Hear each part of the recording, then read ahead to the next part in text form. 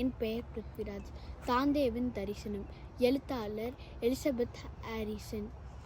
தமிழில் மொழிபெயர்த்தவர் தாமரை கண்ணன். அதாவது இந்த பாகத்தில் என்ன ஆகுதுன்னா, தாந்தேவ் கொஞ்சம் பயப்பட்டுட்டே இருக்கான். அந்த தெய்வத்தோட பேர் சொல்கிறாங்க. அப்போ தாந்தேக்கு ரொம்ப ரொம்ப ரொம்ப சந்தோஷமாக இருக்குது. ஏன்னா அந்த தெய்வம் தாந்தேவோட கேர்ள் ஃப்ரெண்ட்.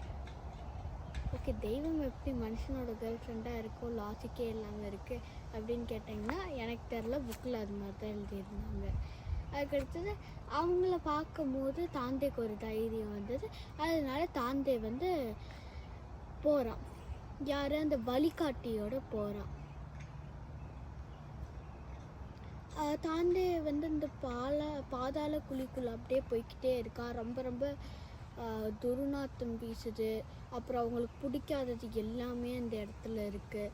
இருந்தாலும் எப்படியோ தாந்தே மேனேஜ் பண்ணிக்கிறான். பெரிய பெரிய பாறாங்கல்லாம் இருக்குது, பெரிய பெரிய மலைகள்லாம் இருக்க மாதிரி இருக்குது. அப்படியே போகவே ரொம்ப கஷ்டமாக இருக்கும் அந்த இடத்துல. ஆனால் தாந்தேவும் அப்புறம் விர்ச்சுலோ எப்படியோ மேனேஜ் பண்ணிவிட்டு அந்த இடத்துக்குள்ளே போயிடுறாங்க. அப்புறம் பாதாளத்துலேருந்து மேலே ஜேர்னி முடிஞ்சிருச்சு அப்படின்னு கிடையாது. அவங்க உலகத்தோட மேற்கு திசையை நோக்கி போகிறாங்க. மேற்கு திசையை நோக்கி போகிறதுனால இன்னும் பாதையை கண்டினியூ பண்ணோம். அப்போ தாந்தேக்கு உள்ளே இருந்த ஃபீலிங் வருது. நம்ம சன்லைட்டை திருப்பி பார்க்க ஏங்கணும் அப்படின்ற ஃபீலிங்லாம் வருது. வெளியே வந்தோடனே முதல்ல ஸ்டார்ஸை பார்க்குறான், அந்த லைட்டை உணர்றான்.